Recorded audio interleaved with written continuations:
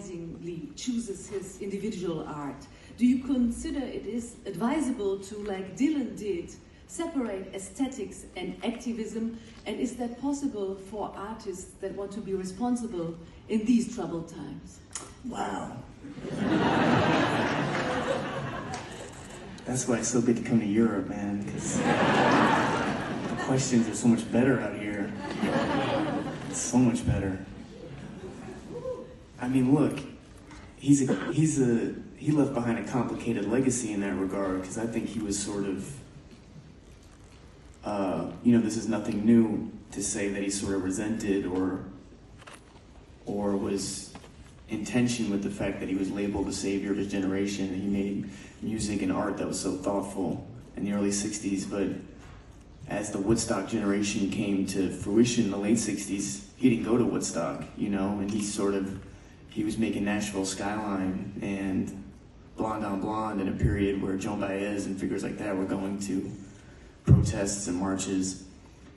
So to answer your question directly, I think, how did you say it? You said to divorce aesthetics from the nature of your art, of activism.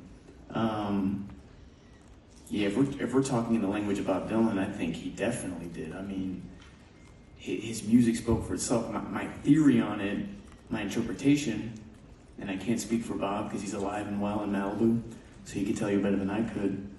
My interpretation is that topical songwriting, political songwriting, was a texture for him to express himself through in the early 60s, mid-60s.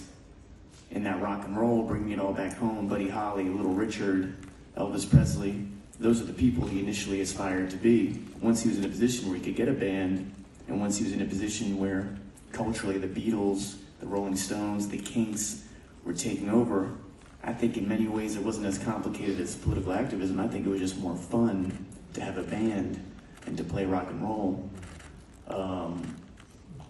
And if you look at all of Bob's legacy, I won't bore everyone with a history class, but he really went out of his way to not be pinned down as an activist, even though his music was really thoughtful.